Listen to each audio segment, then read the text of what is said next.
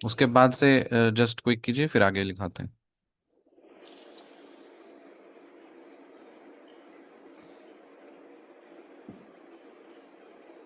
फिर है demand management policy. Government जो है वो कंट्रोल करती है मतलब controls total spending power.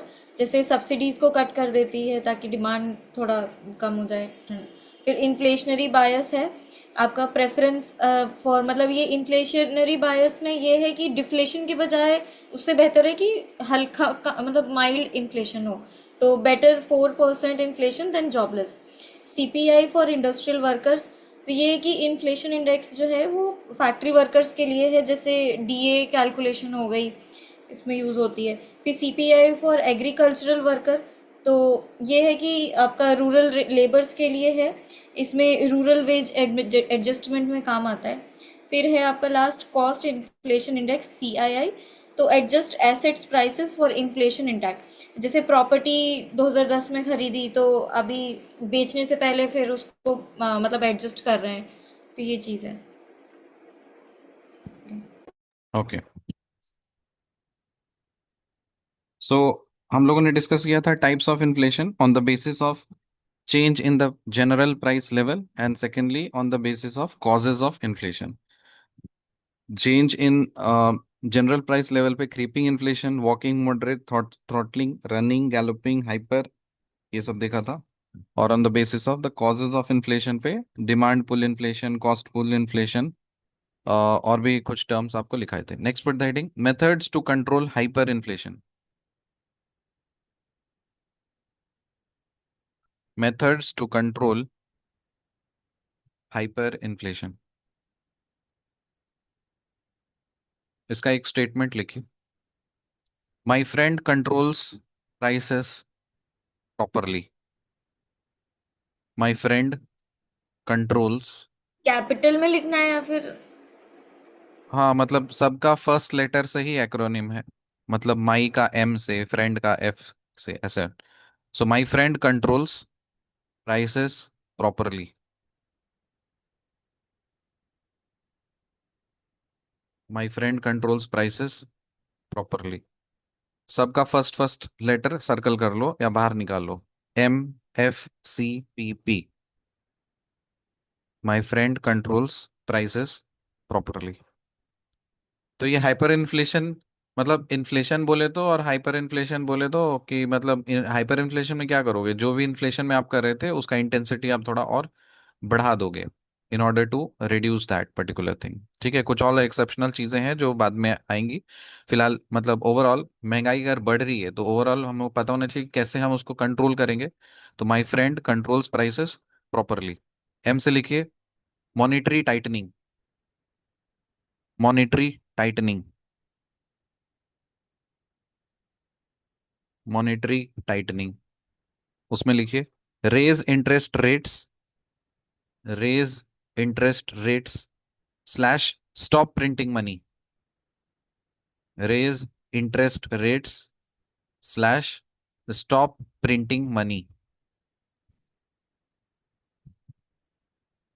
F. F से लिखिए फिस्कल डिसिप्लिन। एफ से फिस्कल डिसिप्लिन। उसमें लिखो cut government deficit. Cut government deficit slash reduce wasteful spending. Reduce wasteful spending. C currency stabilization. C for currency stabilization. उसमें लिखिए peg to stable foreign currency. क्या? Peg, P E G, peg to stable foreign currency. Peg to stable foreign currency slash new currency. Slash new currency. Next P से price and wage control.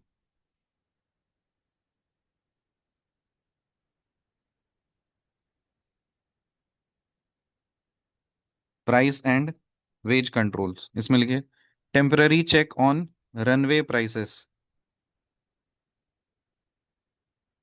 Temporary check on run away prices, run away prices. फिर P से production and imports boost, production and imports boost.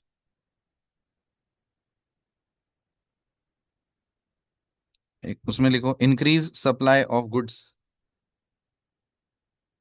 Increase supply of goods.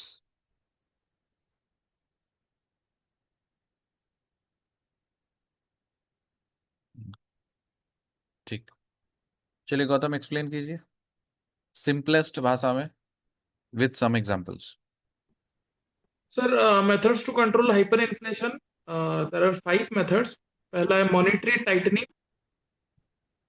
Monetary tightening मतलब जो RBI, मान लीजिए उसने अपने मुट्ठी में कुछ पैसा पकड़ रखा है, तो अपने मुट्ठी को टाइट कर देगा। कहने का मतलब ये है, या तो इंटरेस्ट रेट बहुत बढ़ा देगा ताकि जो उससे लेंड करने वाले बैंक है वो भी इंटरेस्ट रेट बहुत बढ़ा दे और लोग लोन ले ही नहीं पाए ताकि लोगों के पास पैसा ही नहीं पहुंचे।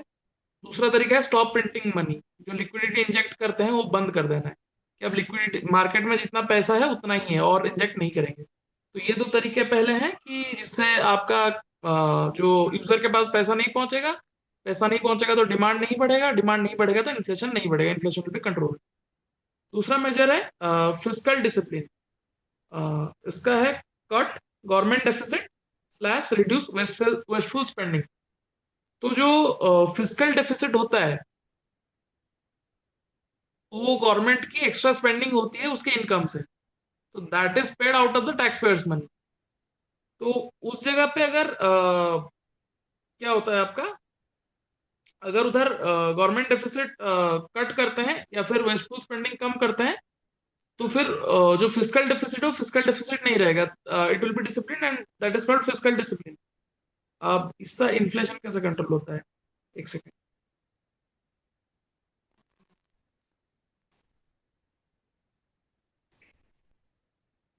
हाँ, तो चीजों की वही है, टैक्स वगैरह घटेंगे तो चीजों की प्राइस भी घटेगी, तो इन्फ्लेशन नहीं होगा।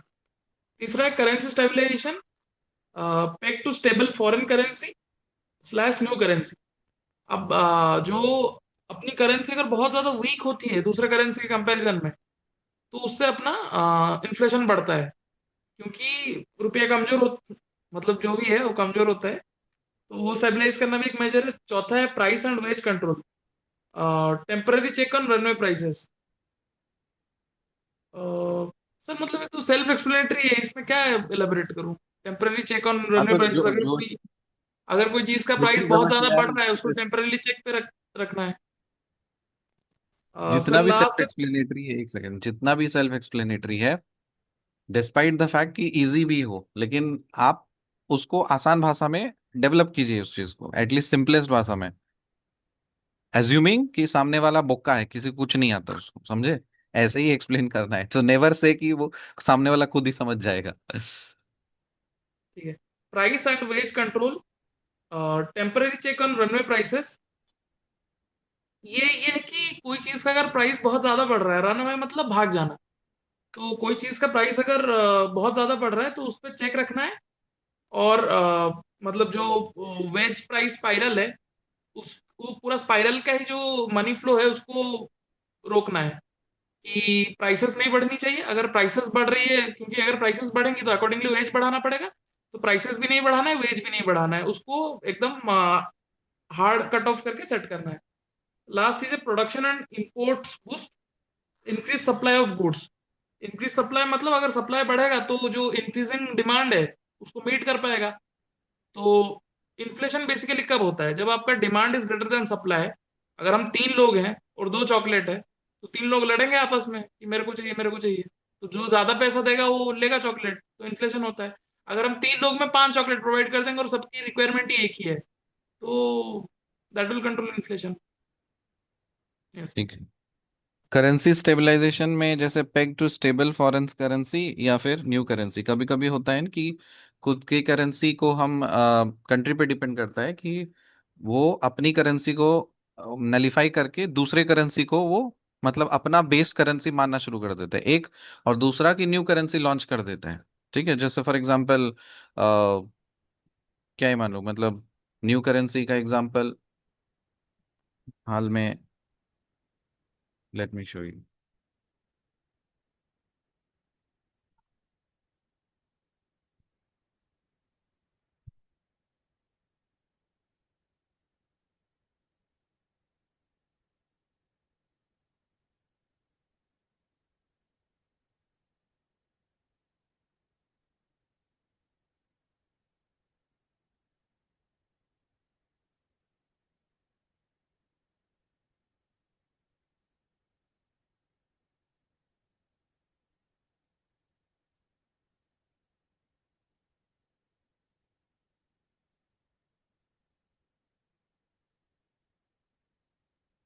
बोलिविया का सबसे अच्छा एग्जांपल है, जस्ट सी, इसको थोड़ा रीड आउट कीजिए।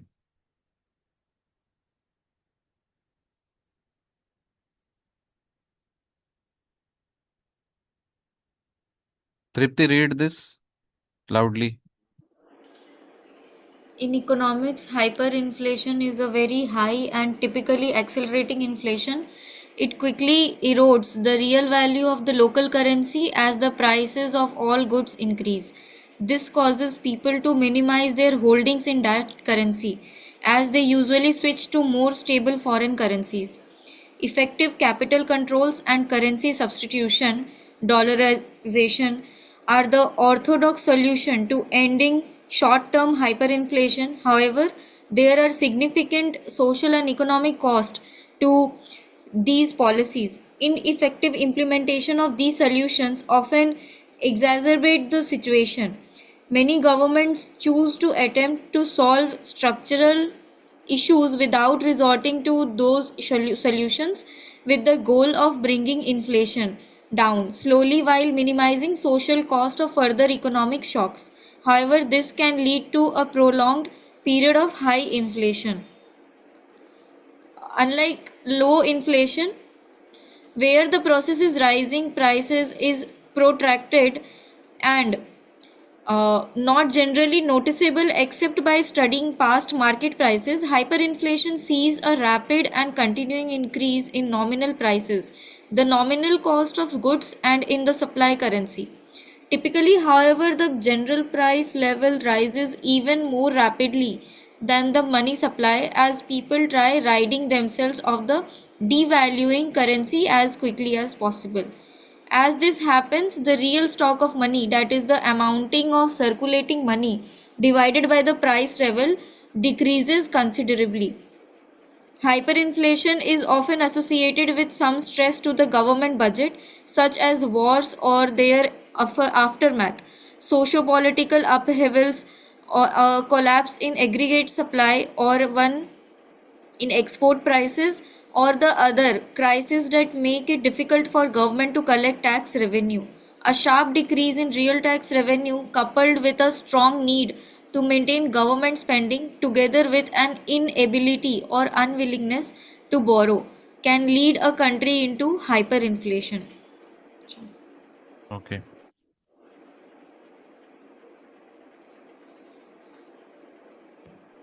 यस, ये करेंसी है, पढ़िए। In countries experiencing hyperinflation, the central bank often prints money in larger and larger denominations as the smaller denomination notes become worthless. So, this can result in the production of unusually large denominations of banknotes, including those denominated in amounts of 1 billion or more. By late 1923, the Weimar Republic of Germany was issuing 2 trillion mark banknotes and postage stamps with a face value of 50 billion marks. The highest value banknote issued by Weimar government's Reichsbank had a face value of 100 trillion marks. At the height of the inflation, 1 US dollar was worth 4 trillion German marks. One of the firms printing these notes submitted an invoice for the work to the Rich, Reach Bank for roughly 33 quintillion marks, the largest denomination banknote ever officially issued for circulation was in 1946 by the Hungarian National Bank for the amount of 100 quintillion pengo. A banknote worth 10 times as much, 10 to the power मतलब 1 sextillion pengo was printed but not issued. The banknotes did not show the number in full. 100 million B pengo, 100 million trillion pengo, and 1 milliard billion B वही trillion है ना pengo was spelled out instead. This makes the Zimbabwean dollar banknotes the note with the greatest number of zeros shown. The post-World War II hyperinflation of Hungary held the record for the most extreme monthly inflation rate ever, 41.9 quadrillion percent for July 1946, amounting to prices doubling every 15.3 hours. By comparison, on 14th November 2008, Zimbabwe's annual inflation rate was estimated to be 89.76 trillion percent. The highest monthly inflation rate of that period was 79.6 billion percent and a doubling time of 24.7 hours. सुनने में कितना ये awkward है कि कितना times का कैसा कैसा ये नोट्स निकलते हैं, ठीक है, तो ऑब्वियस। नेक्स्ट सब हेडिंग लिखिए, मतलब next heading flexible inflation targeting framework. Flexible inflation targeting framework. Flexible inflation targeting framework, इसमें लिखिए 2016 एरो दीजिए, लिखिए Urjit R Patel committee. Urjit R Patel committee. उसके नीचे लिखिए Indian government in consultation with RBI. Urjit R Patel committee. Urjit R Patel नाम था, गवर्नर था उर्जित पटेल, उसका वो कमेटी बना, तो उसमें लिखो Indian government in consultation with RBI. Indian government in consultation with RBI fixes inflation target for 5 years। Fixes inflation target for 5 years।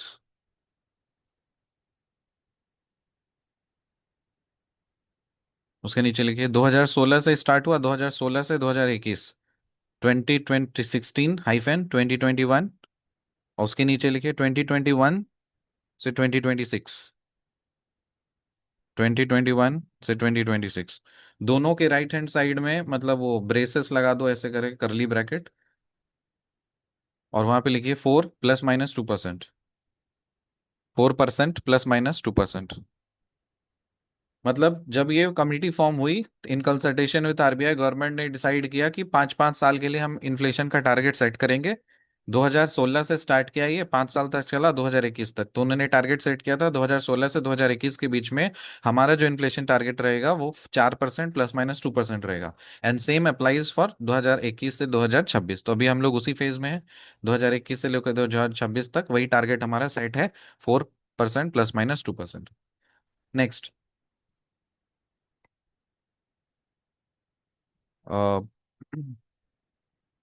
ठीक है, जहां पे आपने लिखा था methods to control hyper inflation ना, वहां पे वो हाइपर को काट दीजिए, वो नॉर्मल केस में इन्फ्लेशन का कर दो, और हाइपर इन्फ्लेशन के केस में इन्फ्लेशन वाला साथ साथ ये स्पेशल वाला करेंगे। समझो, पहले समझ लो। इन्फ्लेशन का केस अगर रहेगा तो वो अभी आपको लिखा है MFCPP, my friend controls prices properly. Properly inflation के लिए। हाइपर इन्फ्लेशन तो अनयूजुअल है, अनकॉमन है। इन्फ्लेशन कॉमन है, वो तो होगा ही। हाइपर इन्फ्लेशन क्या कॉमन है? वो तो कभी कभी होगा ना, अनयूजुअल एक्टिविटी है वो। इसीलिए उसमें कुछ भी उसी उसमें अनयूजुअल काम करेंगे अलोंग विद दिस इन्फ्लेशन का पार्ट, ठीक है। तो अब लिखिए methods to control hyper inflation. Methods to control hyper inflation. Number 1, demonetization, demonetization. Number two, for a time being adopting another country's currency, for a time being adopting another country's currency as domestic currency, for a time being adopting another country's currency as a domestic currency. Number three, price ceiling for essential commodities, price ceiling for essential commodities. And number four, hoarding ban, hoarding ban.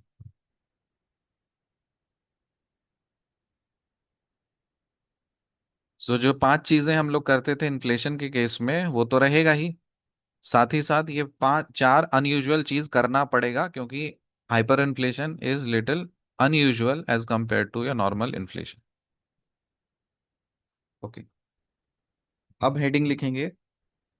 मैंने demand pull inflation लिखा दिया था उसके notes.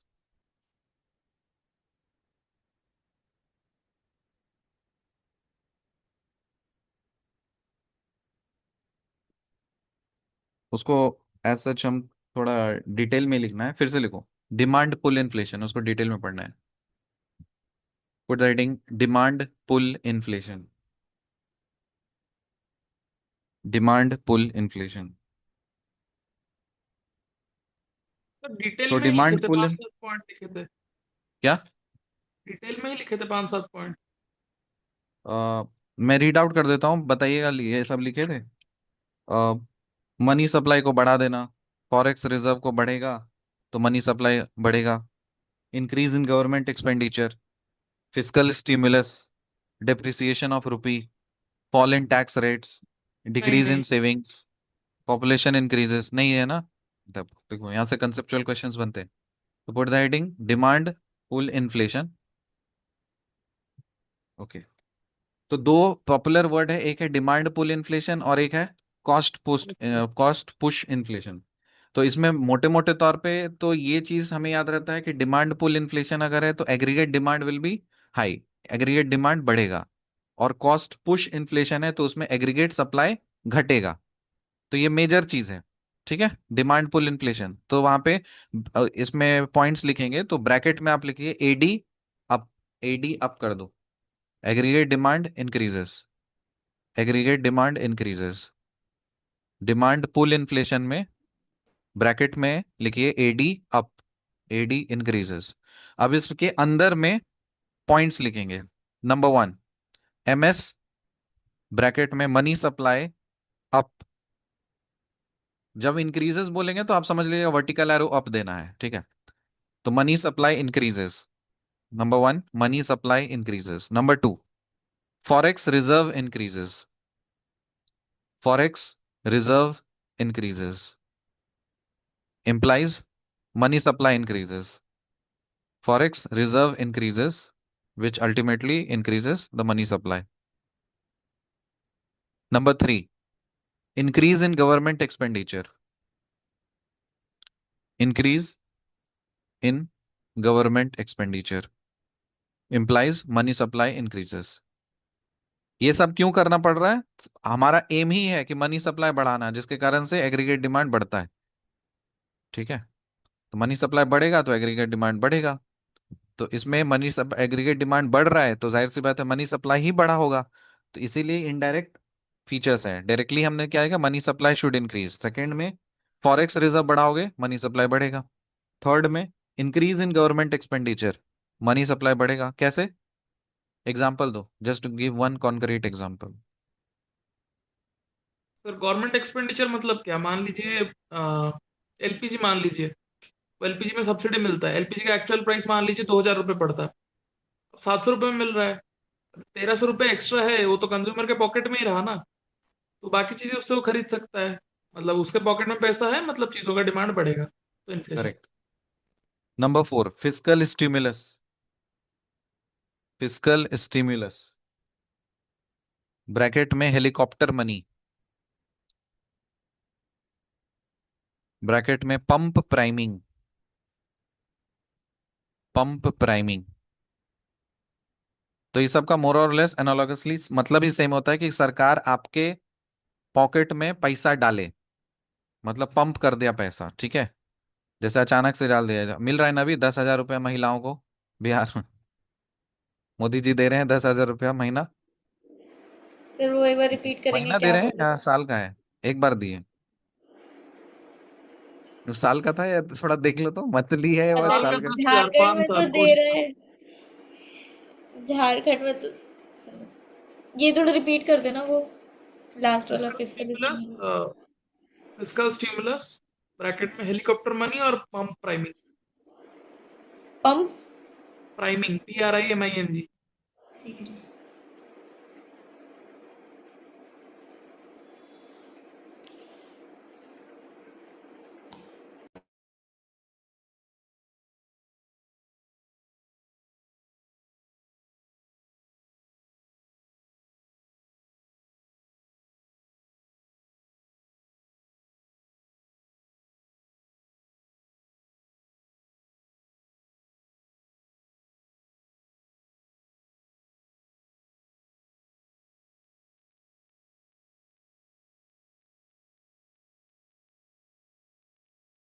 Check किया monthly है या क्या है?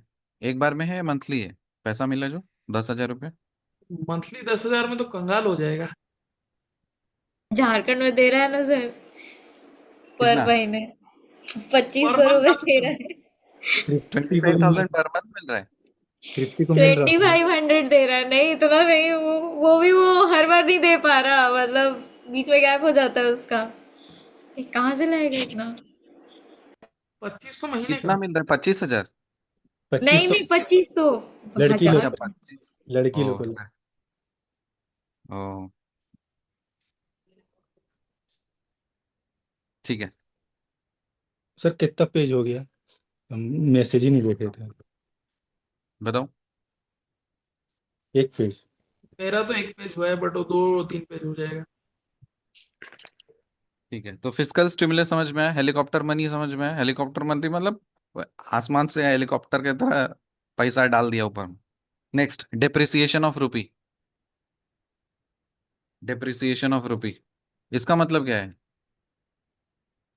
डॉलर डिप्रिस मजबूत हो रहा डिप्रिसिएशन ऑफ रूपी। वैल्यू मनी का, रूपी का वैल्यू कम करना या बढ़ाना? है, कम करना। कम करना। ठीक है, इसको अलग से वैसे लिखाएंगे। फिर नंबर 6 लिखिए, fall in tax rates. Fall in tax rates. अब दो तरह के टैक्स होते हैं, एक डायरेक्ट टैक्स, एक इनडायरेक्ट टैक्स होता है ना। उसके नीचे लिखिए, person slash company. Person slash company. Gautam ITR fill करते हैं कि नहीं आप? बहुत वो लगता है मैंडेटरी भाई। है, करना ही होता है या कंपनी? फिर लिखो product slash service. Sir company slash. Service. नहीं नहीं, पर्सन स्लैश कंपनी, उसमें एरो दे के लिखिए डायरेक्ट टैक्स, और उसके नीचे लिखिए प्रोडक्ट स्लैश सर्विस, उसमें लिखिए इनडायरेक्ट टैक्स।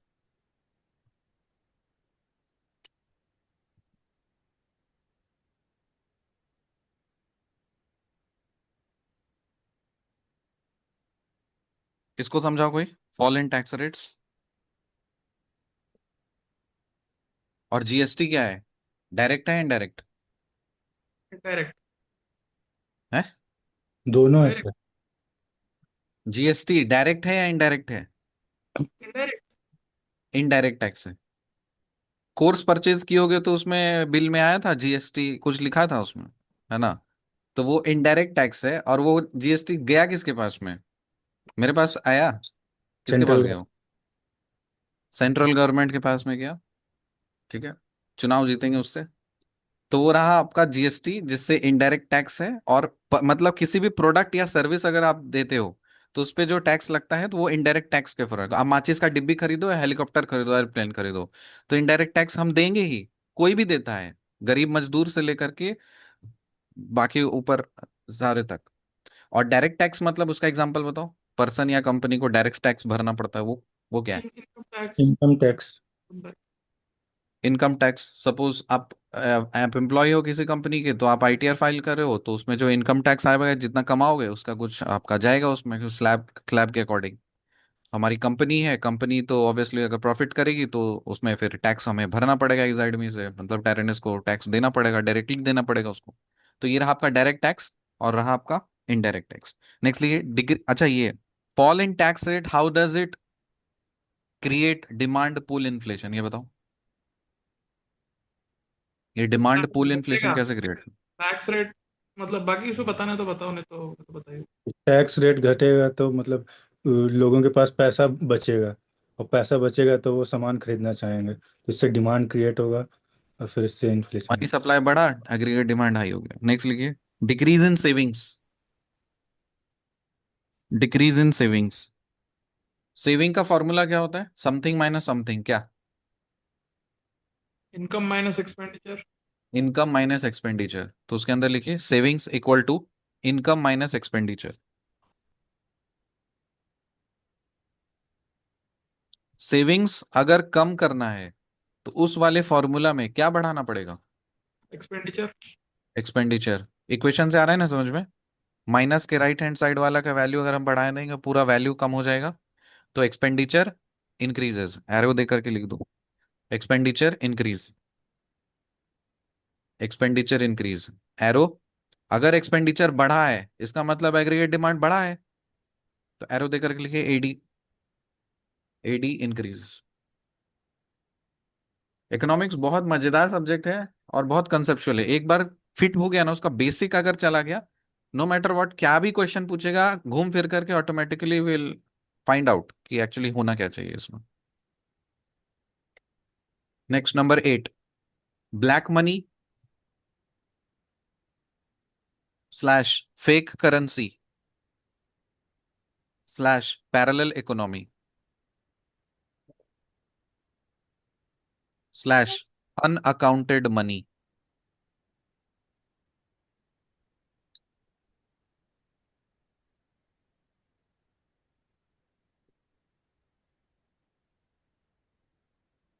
मोदी जी आएंगे तो काला धन लेके आएंगे, तो इसलिए मोदी जी को लाना है, ठीक है? हर हर मोदी, घर घर। Sir money. Unaccounted money, unaccounted money, सबके खाते में यूं ही 15-15 लाख रुपए ऐसे ही आ जाएंगे। तो I am still waiting for that, एग्जाइड को थोड़ा और बड़ा किया जाए, 15 लाख मिलेंगे तो हमें। अब यहाँ पे मेरे को ये समझाइए इसका कॉन्सेप्ट क्या है, ब्लैक मनी का, फेक करेंसी का, अनपैरेलल, ये सॉरी पैरेलल, अनअकाउंटेड, क्या है ये सब चीज? सर ब्लैक मनी हो एग्जाम्पल्स, जाएगा। अपने ब्लैक रियल लाइफ एग्जाम्पल जो देखते हो उससे बताओ। ब्लैक मनी ऐसा मनी हो जाएगा जैसे जो कोई इनकम कर रहा है लेकिन उसका डिटेल गवर्नमेंट को नहीं दे रहा है, मतलब उस पर टैक्स नहीं दे रहा है, तो वैसा इनकम हो जाएगा ब्लैक मनी। फिर कोई फेक। एग्जाम्पल? सर एग्जांपल जैसे कोई घूस उस लेता है, अफसर या पॉलिटिशियन सब जो घूस लेता है, उसका उसको बताता तो नहीं है गवर्नमेंट को कि हम इतना घूस लिए हैं, इसका टैक्स ले लो मेरे से, वो हो गया। फिर फेक करेंसी, वही नकली नोट। फिर पैरेलल इकोनॉमी रन करने का मतलब? पैरेलल इकोनॉमी से इसका मतलब एक सर एग्जाम। मतलब बताओ बताओ बताओ।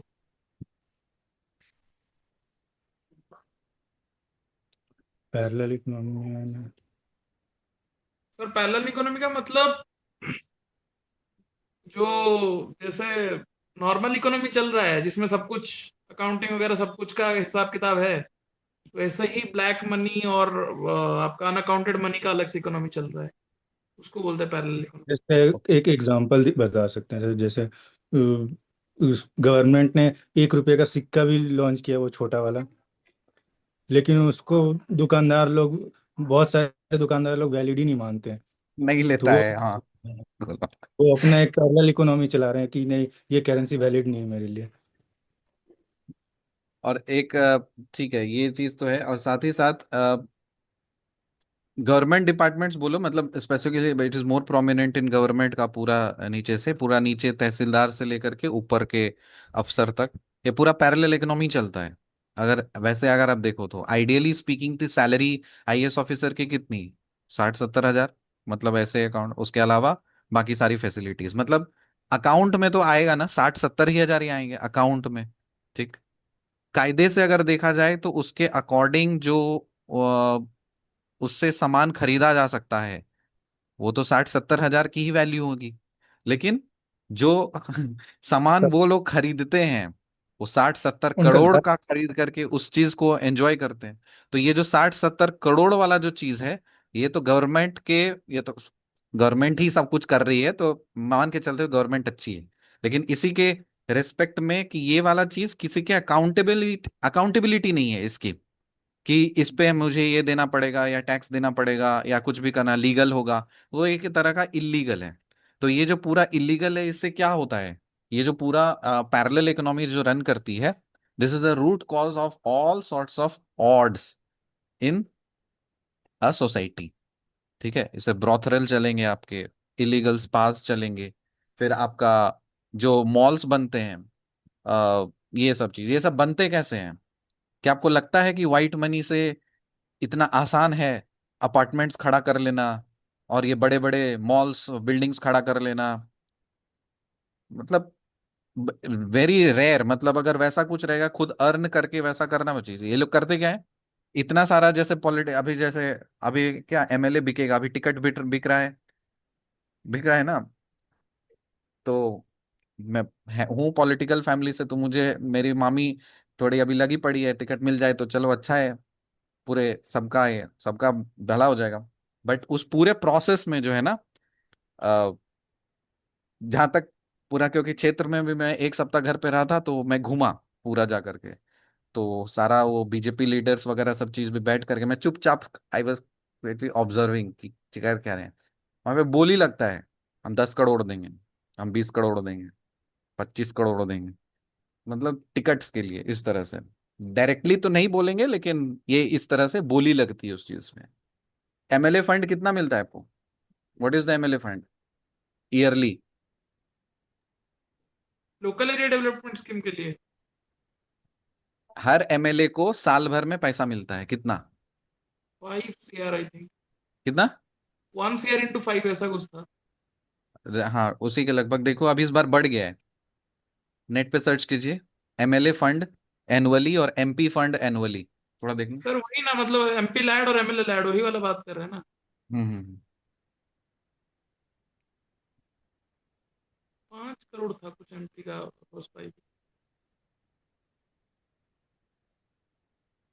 कितना मिला value? MP 5 crore annually. MLA बताते हैं। 5 करोड़ एनुअली। Annually MP। 5 साल अगर रहेगा तो कितना वो कमा लेगा, अगर कोई खर्चा नहीं गया तो 25 करोड़ अगर, तो उसको तो सरकार की तरफ से 25 करोड़ मिल रहा है।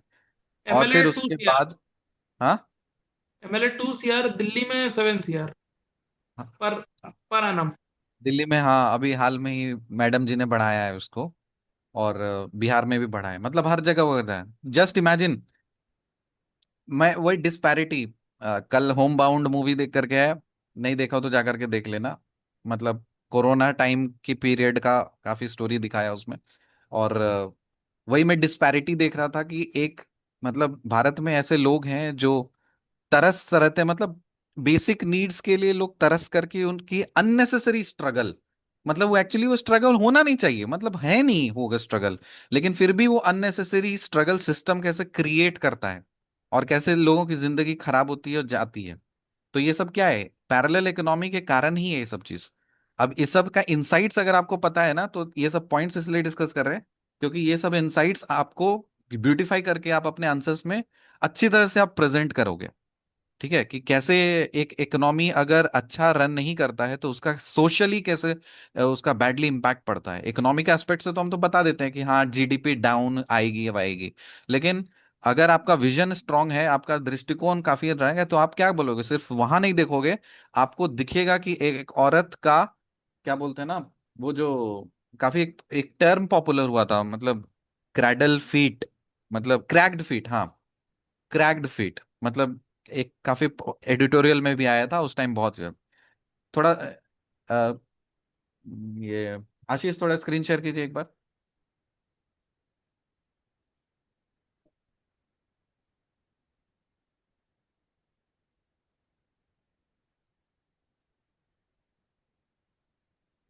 और गूगल में डालिए एक बार क्रैक्ड फीट कोरोना ऐसा कुछ कर, गूगल खोलो।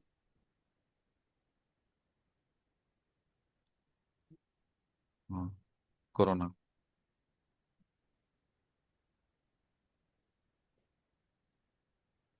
नहीं, कोरोना नहीं, मत डालो, लॉकडाउन डालो, क्रैक्ड फीट, लॉकडाउन।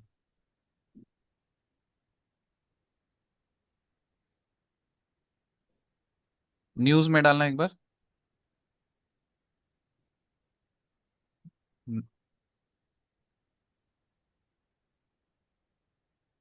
हाँ, क्रैक्ड हील्स, क्रैक्ड फीट ऐसा कुछ था,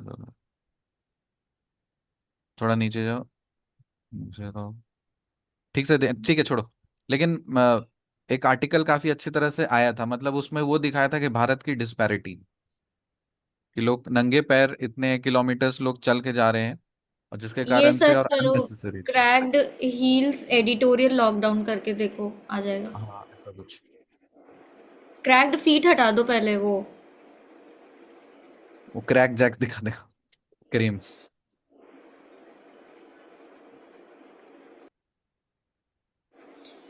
फीट को रिमूव करोगे तभी फीट वो हटा दो। दिखाएगा, एडिटोरियल पूरा उसमें दिख रहा है। हाँ,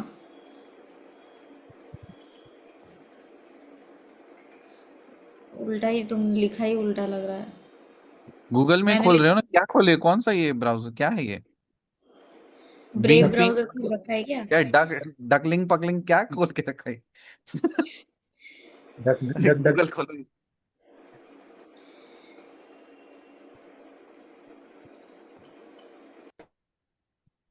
हाँ, गूगल इंडिया में जाओ, अब यहाँ पे लिखो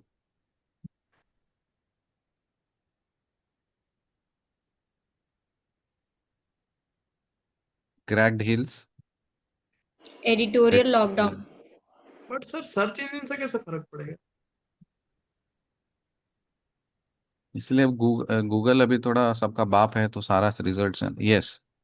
ये है इकोनॉमिक। नहीं, इकोनॉमिक ये वाला, टाइम्स में। हाँ, हाँ, वाई बॉडीज, नहीं नहीं नहीं, ये शायद नहीं है, यही, नहीं नहीं। पुराना वाला था, इसमें शायद अभी पुराना हो गया articles, like hills cracked, lockdown, कुछ और ही वर्ल्ड। होगा उसका, फिर वर्ड छोड़ो, मैं क्या ही बेवकूफ की तरह गई। ठीक है, छोड़ो, हटाओ।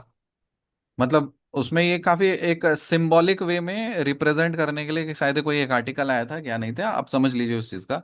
तो इसका क्या इम्पैक्ट क्या है, इस चीज का, ये कर कौन रहे हैं ये सब, इधर एक अपना इकोनॉमी चल रहा है, मतलब पूरा सिस्टम से नीचे से ऊपर पैसा जा रहा है, मतलब एक कॉन्ट्रास्ट समझिए, कि मनी का फ्लो का ट्रांसफर हो रहा है नीचे से ऊपर, और इधर लोगों के एड़ियां फट रहे हैं। समझ, कॉन्ट्रास्ट समझ रहे हो, मतलब लैंग्वेज अगर पकड़ रहे हो तो उसका ब्यूटीफाई करके काफी अच्छे से लिख पाओगे, इसी कॉन्ट्रास्ट को करने में, एक साइड से पैसा फ्लो कर रहा है, और दूसरे साइड से लोगों के क्रैक, मतलब फील्स हील्स क्रैक कर रहे हैं। तो क्रैक करने का रिस्पॉन्सिबल कौन है, ये parallel economy, unaccounted money, black money. तो जिसके कारण से मनी सप्लाई ऑब्वियसली बढ़ेगा, तो है ना, चाहे घूस का पैसा हो भाई, खरीदे तक है ना, 10 करोड़ की कपल ने लिया, तो कहीं ना कहीं तो इस्तेमाल तो करेगा कम से कम, वो तो इसी दुनिया में करेगा, इसी सोसाइटी में करेगा, तो मनी सप्लाई तो बढ़ा, डिमांड बढ़ा। नेक्स्ट लिखिए population, number 9, population increases, money supply increases, population increases, arrow, money supply increases. Number 10, deficit financing, deficit financing, उसके अंदर लिखना, डेफिसिट का मतलब क्या होता है, income is less than expenditure, deficit equal equal to income less than expenditure, मतलब savings आपका निगेटिव गया, ठीक है ना। उसमें लिखिए when government takes money from RBI, deficit का मतलब है, एरो दे करके लिखो, when government takes money from RBI to finance its expenses, to finance its expenses, और बोरोइंग्स, और बोरोइंग्स, और बोरोइंग्स। तो डेफिसिट देखो दो चीज पे, एक तो गवर्नमेंट ने आरबीआई से पैसा लिया, क्यों? क्योंकि खर्चा कर रहा है तो कहीं ना कहीं से तो लाना पड़ेगा ना पैसा उसको कंपनसेट करने के लिए। आपको 1300 रुपया सब्सिडी अगर मिल रही है, सरकार तो कहीं ना कहीं से तो लाएगा ना, तो आरबीआई से मांगेगा। और दूसरा, बोरोइंग्स कर लेना, मतलब वर्ल्ड बैंक फलाना ढिमकाना से मांग लिया, उधार लिया। तो ये चीज हो गया इसमें। तो ये सब लेकर के कर क्या रहा है, मनी सप्लाई बढ़ रहा है। तो एरो देख के लिखो, money supply increases, aggregate demand increases. अब इस पूरे चीज को अच्छे से स्कैन करो, देखो सब चीज एक दूसरे से कनेक्टेड है। आपको सब में दिख रहा होगा मनी सप्लाई इंक्रीज हो रहा है।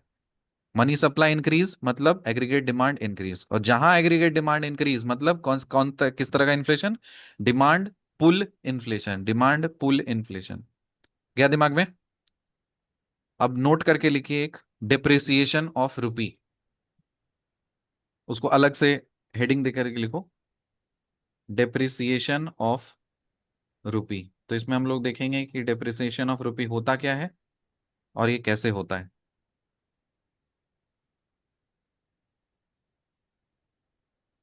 लिखिए, depreciation of rupee means the value of Indian rupee falls. Depreciation of rupee means the value of Indian rupee falls compared to a foreign currency. Compared to a foreign currency. Bracket में like US dollar. Like US dollar. Bracket close. Under a floating exchange rate system. Under a floating exchange rate system. Depreciation of rupee means the value of Indian rupee falls compared to a foreign currency, bracket में like US dollar, bracket close, under a floating exchange rate system. Next line लिखिए, in simple terms, in simple terms, $1 now costs more rupees than before. $1 costs, $1 now costs more rupees than before. Example, example, earlier $1 equal to 80 rupees. Earlier $1 equal to 80 rupees, अभी कितना हो गया? 83। 90 मान के चलो। Now $1 equal to 90 rupees. Now $1 equal to 90 rupees. इसके नीचे लिखिए, the rupee has depreciated because, the rupee has depreciated because you now need more rupees. You now need more rupees to buy the same $1. To buy the same $1. उसके नीचे लिखिए, the रूपी lost value while the dollar became stronger. The rupee lost value while the dollar became stronger. While the dollar became stronger.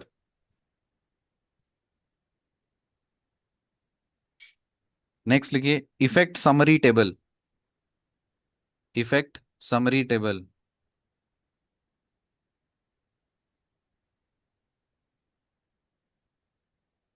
अब यहाँ पे 3 column बनाइए। Make 3 columns. Make 3 columns. पहला column का हेडिंग लिखिए सेक्टर। दूसरा कॉलम लिखिए effect of rupee depreciation.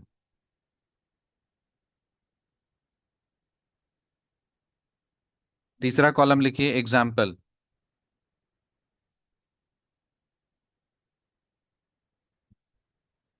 Sector में लिखो पहला एक्सपोर्ट्स। उसमें लिखिए effect of rupee depreciation. Effect of rupee depreciation में लिखो become cheaper abroad. Become cheaper abroad.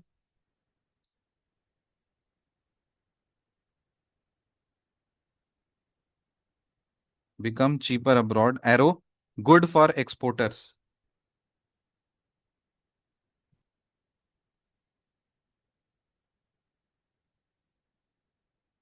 Good for exporters. Example में लिखो Indian textiles cheaper for US buyers.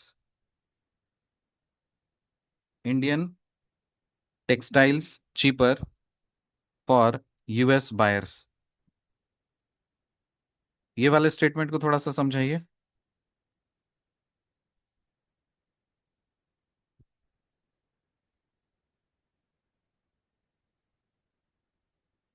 बताइए एक्सपोर्ट्स वाले को, पॉइंट को। सर ये बिकम्स चीपर अब्रोड, तो गुड फॉर एक्सपोर्टर कैसे हुआ? इफेक्ट ऑफ रूपी डिप्रिसिएशन, रूपी के डिप्रिसिएट करने से आपका क्या सस्ता हुआ और ये एक्सपोर्टर्स के लिए कैसे अच्छा हुआ, ये समझाना है। सर जैसे पैसा का वैल्यू मतलब गिर गया है, रुपये का वैल्यू, तो इंडिया में जो मैन्युफैक्चर करेगा वो अगर अपना सामान यूएस भेज रहा है तो यूएस वाले लोग ज़्यादा खरीद पाएंगे, क्योंकि जितना में मतलब इंडिया वाला का जितना मैन्युफैक्चरिंग लग रहा था उस हिसाब से उनका डॉलर मजबूत है, तो वो वही सामान उनको वहाँ सस्ता मिलेगा, सस्ता पड़ेगा। तो सस्ता पड़ेगा तो ज़्यादा लोग खरीदेंगे। तो एक्सपोर्टर जैसे इसी इसी चीज़ का उल्टा, अगर उल्टा साइड से देखोगे तो अभी अभी यूएस क्या किया है, वो टैक्स लगा दिया है। तो टैक्स लगा दिया तो एक्सपोर्टर को का नुकसान हुआ ना, इंडिया को नुकसान हो रहा है, क्योंकि एक्सपोर्टर किसके रिस्पेक्ट में, इंडिया के रिस्पेक्ट में कि यूएस के रिस्पेक्ट में? जो भेज रहा है मतलब इंडिया के रिस्पेक्ट में, जहाँ का मनी डिप्रिसिएट कर गया, जिस कंट्री का मनी डिप्रिसिएट करेगा तो वहाँ से जब सामान दूसरे कंट्री में जाएगा तो दूसरे कंट्री में वो सस्ता हो जाएगा। सस्ता होगा तो लोग ज़्यादा खरीदेंगे, तो और एक्सपोर्ट करने को मिलेगा। नेक्स्ट लिखो और क्लियर होगा। लिखो imports. Imports, second point imports. Become costlier. Effect में लिखना become costlier arrow bad for importers. Bad for importers. Example लिखिए crude oil, gold, electronics cost more. Crude oil, gold, electronics cost more. दोनों समझ में है? अब रुपी की वैल्यू कमजोर हो गई है तो इसका मतलब वो जब बाहर जाएगा तो सस्ता सामान मिलेगा। सस्ता सामान अगर मिलेगा तो यूएस वाले ज्यादा डिमांड करेंगे, और दो, सस्ता हो गया, सस्ता हो गया। तो ये क्या मतलब एक्सपोर्टर्स जो एक्सपोर्ट कर रहा है उसके लिए तो ज्यादा अच्छा है ना। समझ में आया?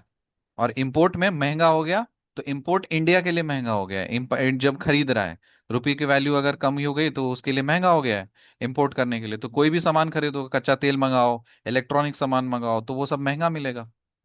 तो इंपोर्ट। नंबर 3 लिखिए इन्फ्लेशन। सेक्टर में लिखना इन्फ्लेशन। इन्फ्लेशन लाइक इफेक्ट में लिखिएगा likely to rise. Likely to rise. Rupee depreciation से इन्फ्लेशन क्या होता है? बढ़ने का चांसेस होता है। एग्जाम्पल लिखिए costlier imports raise prices. Costlier imports raise prices. Costlier imports raise prices. फिर फॉरेन ट्रैवल स्लैश स्टडी,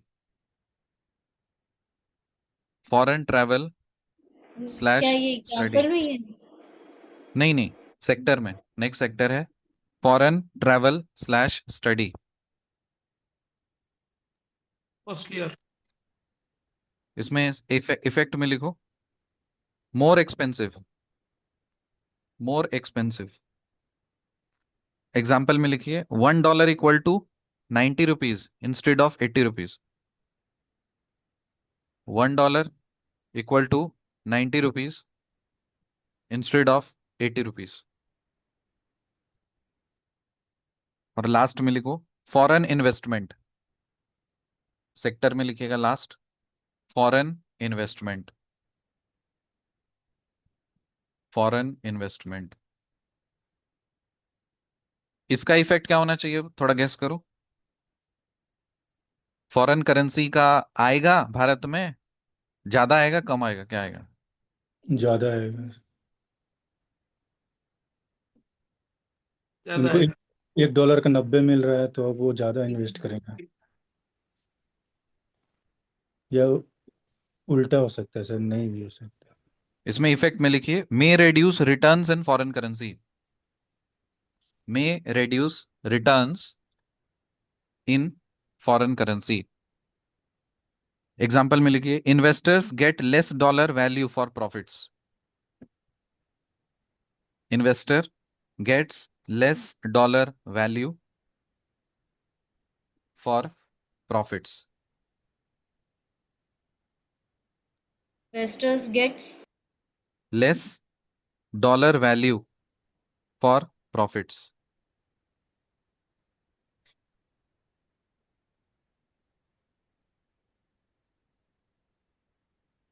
ठीक है, इसके बाद सब हेडिंग लिखिए वाई डज रूपी डेप्रिसिएट, ये डेप्रिसिएट करता क्यों है? Why does rupee depreciate? Sir खाने का ब्रेक दे देना। हाँ दे दूंगा, अरे लंच ब्रेक तो मिलेगा ना, सब खाएंगे तो हम भी तो खाएंगे। Why does rupee depreciate? Number one, higher demand for dollars, higher demand for dollars. Bracket में लिखिए for imports comma foreign loans, for imports comma foreign loans. Number two, trade deficit, sir repeat कर दो, छूट रहा है। Higher demand for dollars. Moiz Neha आप लोग लिख रहे हैं या सिर्फ सुन रहे हैं? सर राइटिंग थोड़ा connection is a bit weak in my end, इसलिए मैं वीडियो ऑफ किया। Okay, I'm writing Sneha? Sir. मैं दिवाली की साफ सफाई कर रही हूँ, सुन रही हूँ सर। ओके ठीक है, आप सुन सुन करके आप दिमाग में डालिए। Higher demand for dollars bracket में for imports comma foreign loans. Number two, trade deficit, trade deficit में कौन बड़ा होगा, इंपोर्ट या एक्सपोर्ट, कौन ज्यादा होगा? ट्रेड डेफिसिट बोल तो इम्पोर्ट। इम्पोर्ट इंपोर्ट, ज्यादा। तो imports greater than exports. Bracket में लिखो imports greater than exports, trade deficit. तो मैन्युफैक्चरिंग अगर नहीं हो रही है इंडिया में तो होगा ना ट्रेड डेफिसिट, यहाँ के सामान ही बिक रहे हैं बाहर में। Number three, capital outflows, capital outflows, capital outflows. Bracket में लिखिए foreign investors pulling out money, foreign investors pulling out money. अब इलॉन मस्क आया है यहाँ पे, अपना इन्वेस्टमेंट ले गया, पैसा लेकर के चल दिया, तो नुकसान है भारत के लिए, अगर उतना ही बैलेंस में अगर इंडिया नहीं कर पाए तो capital outflows.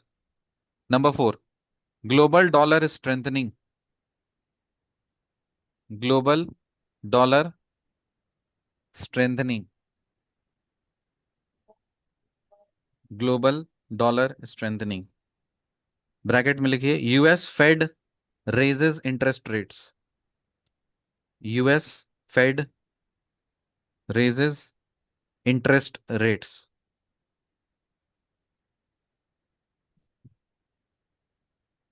US Fed raises interest rates. और नंबर फाइव लिखिए inflation in India higher than in other countries,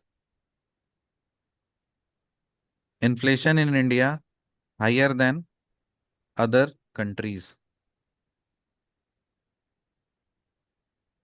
ठीक।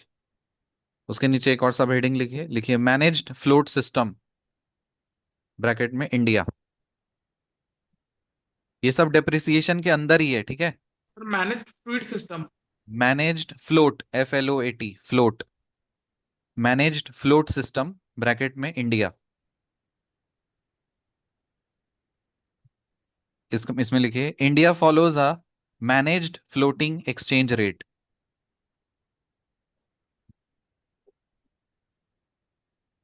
India India follows a managed floating exchange rate. India follows a managed floating exchange rate, hyphen, rupee value determined by market forces, rupee value determined by market forces, but RBI intervenes, but RBI intervenes occasionally, but RBI intervenes occasionally to prevent sharp volatility, to prevent sharp volatility, full stop. So depreciation happens naturally.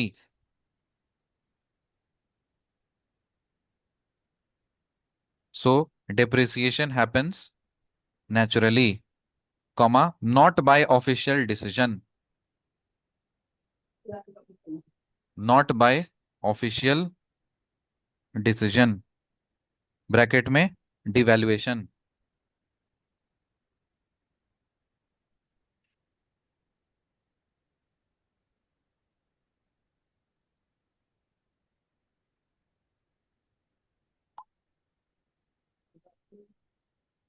यहां तक समझाइए Gautam, simplest example से ये पूरे depreciation को समझाइए एक quickly.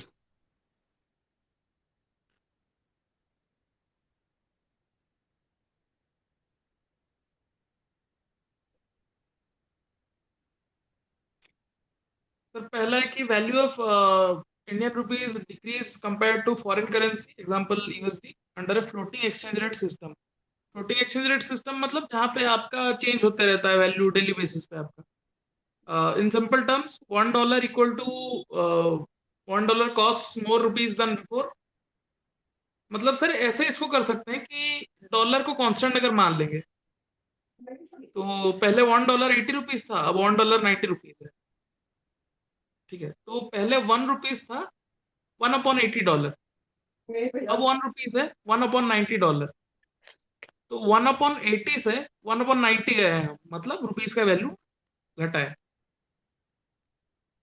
इसके बाद the rupee has depreciated because you now need more rupees to buy same $1। The rupee lost value while the dollar became stronger, मतलब वाइस वर्सा है, अगर एक एक बढ़ रहा है मतलब और दूसरा घटेगा ही। Effect summary table sector export, export become cheaper abroad, good for exporters. मतलब अगर आपका रुपी अगर डिप्रिशिएट हो रहा है तो मान लीजिए कि $1 80 था, अब $1 90 है। अब ये होगा कि इंडिया में तो प्रोडक्शन कॉस्ट चेंज नहीं होगा, आप सेम प्रोडक्शन कॉस्ट में प्रोवाइड करोगे। तो जो मतलब $1 में जो चीज मिल रहा था अब वो $0.9 में मिलेगा, क्योंकि पहले $80 $1 था, अब $80 $0.9 है। तो क्योंकि सस्ता मिल रहा है बाहर, इसीलिए एक्सपोर्टर को फायदा है, क्योंकि उसकी डिमांड बढ़ेगी और वो और सप्लाई करेगा। एग्जाम्पल है Indian textiles cheaper for US buyers. दूसरा है इंपोर्ट, इंपोर्ट बिकम्स कॉस्टलियर, क्योंकि आपको $80 में पहले मान लीजिए $1 लायक सामान मिलता था। मतलब मान लीजिए कि $1 में आपको 10 पेन मिलता था बाहर से, इंपोर्टेड पेन, तो $80 में 10 पेन मिल जाता था। अब $1 90 हो गया, तो $80 में $0.9 का बराबर मिलेगा, मतलब 9 पेन मिलेगा। तो इंपोर्ट करते टाइम 10 पेन जो पहले मिल रहा था अब 9 पेन मिलेगा। इसका मतलब जो इंपोर्टर्स है उनके लिए खराब है। एग्जाम्पल है इसके crude oil, gold, electronics cost, etcetera. फिर अगला है इन्फ्लेशन। अगर आपका रुपी डिप्रिशिएट हो रहा है तो इन्फ्लेशन बढ़ने के चांसेस है, क्योंकि आपका सप्लाई कम होगा तो एग्रीगेट सप्लाई जो है कम है, तो और लोग भी लिमिटेड हैं तो डिमांड बढ़ेगा, तो कॉस्टलियर इंपोर्ट्स रेज प्राइसेस। इसके बाद है foreign travel study more expensive. ये तो मतलब अंडरस्टूड है कि आपके पास अगर रुपए का वैल्यू कम हो रहा है तो 100 रुपए में आज जो कर सकते थे आप, कल को 120 रुपए लगेंगे आपको, क्योंकि आप फॉरेन करेंसी को मान लो कांस्टेंट, तो फॉरेन ट्रेवल या study will be more expensive. उसके बाद है foreign investment may reduce returns in foreign currency, investor get less dollar value for profits। तो मतलब इसका ये एनालॉजी है कि अगर रुपी डिप्रिशिएट कर रहा है, मतलब अपना इकोनॉमी डाउन जा रहा है, तो जो फॉरेन इन्वेस्टर्स है उनका फेथ पे भी है, कॉन्फिडेंस है, फेथ, तो वो भी घटेगा, तो फॉरेन इन्वेस्टमेंट भी घटेगा। उसके बाद है व्हाई डज रुपी डिप्रिशिएट। पहला है higher demand of dollar, bracket में इंपोर्ट स्लैश फॉरेन लोन। दूसरा है trade deficit, import greater than export. तीसरा है capital outflows, foreign investors pulling out money. चौथा है global dollar strengthening, US Fed raises interest rate. पांचवा है inflation in India higher than other countries. मतलब इसका ऐसा समझ सकते हैं कि inflation in India higher than other countries क्यों होगा, अगर इकोनॉमिक कंडीशन सेम है सारे कंट्रीज में, एक यूनिफॉर्मिटी मेंटेन्ड है, इंडिया में इन्फ्लेशन बढ़ने का कारण क्या हो सकता है? जो सेंट्रल बैंक आरबीआई है, या तो लिक्विडिटी इंजेक्ट करी होगी, उसके कारण इन्फ्लेशन बढ़ रहा है। और अगर वो लिक्विडिटी इंजेक्ट कर रही है, देखिए अगर अगर कोई चीज मेरे पास है बाकियों के पास नहीं है, तो उस चीज का वैल्यू ज्यादा है। अगर मेरे पास है सबके पास है, तो उस चीज का वैल्यू कम है। तो वैसे इसको समझ सकते हैं। नेक्स्ट है manage float system India.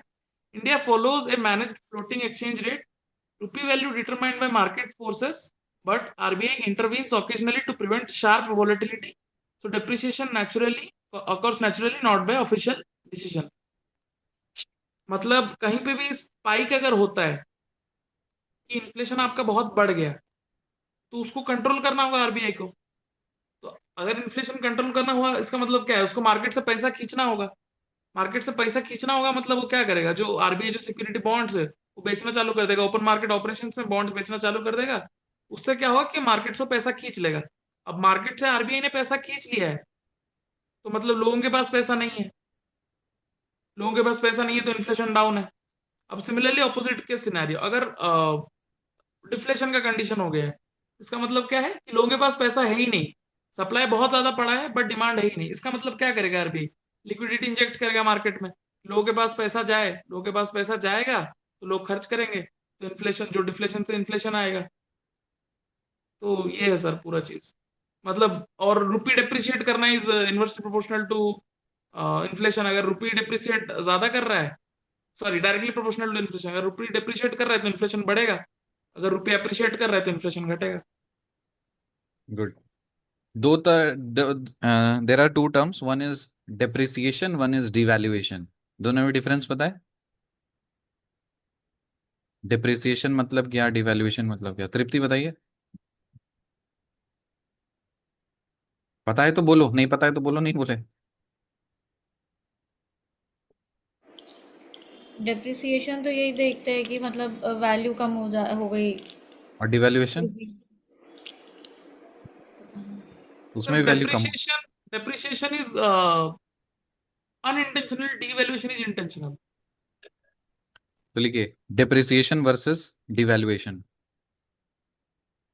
Depreciation versus devaluation. पहला लिखो depreciation hyphen market driven, market driven hyphen floating system, floating system hyphen 80 rupees to 90 rupees per US dollar. Sir एक बार रिपीट 80 रुपीज क्या? सर रिपीट करिए depreciation के बाद। Depreciation hyphen market driven hyphen floating system hyphen 80 rupees to 90 rupees per US dollar. US dollar को USD लिखना, per US dollar due to demand supply, due to demand supply. Number 2 लिखो devaluation. Devaluation hyphen government slash RBI decision. Government slash RBI decision hyphen fixed slash pegged system. Fixed slash pegged PEGGED pegged system hyphen officially changes rate 80 rupees to 85 rupees. Officially changes rate 80 rupees to 85 rupees per US dollar. Per US dollar. Officially changes rate 80 rupees to 85 rupees per US dollar. समझ में आया? दोनों में value कम हो रही है। एक 80 रुपए से 90 रुपए हो रहा है, लेकिन अगर मार्केट के कारण से हो रहा है तो उसको डेप्रिसिएशन बोलेंगे, वो ऑटोमेटिक है। और अगर इंटेंशनली किया जा रहा है गवर्नमेंट या आरबीआई के द्वारा तो उसको डिवैल्यूएशन बोलेंगे। हमने किया है वो चीज में। एक नोट करके एक कैची स्टेटमेंट थोड़ा लिखिए। When rupee weakens, when rupee weakens exports smile, imports cry.